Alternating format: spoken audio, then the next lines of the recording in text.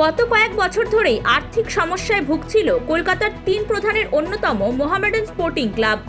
আর্থিক সংকট, বিনিয়োগকারীর অনিশ্চয়তা, আইএসএল থেকে অবনমন, একের পর এক ধাক্কায় বিপর্যস্ত মোহামেডান স্পোর্টিং ক্লাব।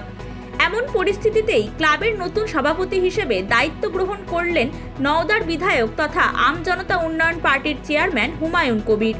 দীর্ঘদিনের সভাপতি আমির উদ্দিন ববির পদত্যাগের পর এই পরিবর্তনকে ঘিরে নতুন করে আশার আলো দেখছেন সমর্থকদের একাংশ। ক্লাব সূত্রে খবর, বর্তমানে প্রায় 13 কোটি টাকার দেনার বোঝা বইছে মোহামেডান। গত 2 মরশুম আইএসএল খেললেও আর্থিক স্থিতিশীলতা ফেরেনি ক্লাবের। নতুন মরশুমের দল গঠন, ফুটবলার ধরে রাখা, পরিকাঠামো উন্নয়ন এবং প্রশাসনিক খরচ সামলাতে বিপুল অর্থের প্রয়োজন।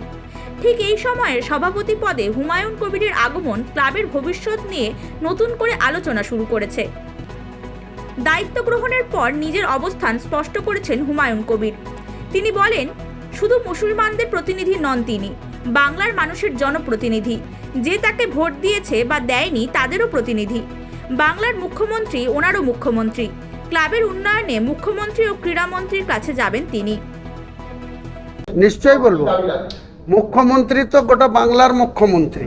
আজকে তিনি বাংলার মুখ্যমন্ত্রী, 11.5 কোটি মানুষের তিনি মুখ্যমন্ত্রী। আমি একজন 294 মধ্যে আমি একজন এমএলএ।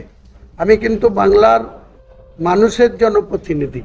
সেখানে আমাকে যে ভোট দিয়েছে তারও জনপ্রতিনিধি, যে আমার এগেনস্টে ভোট দিয়েছে তারও জনপ্রতিনিধি। আমি যখন জনপ্রতিনিধি, আমার কি ক্ষমতা, আমি কতটুকু যেতে পারি। তো বাংলার মুখ্যমন্ত্রী, আমারও মুখ্যমন্ত্রী, আপনারও মুখ্যমন্ত্রী।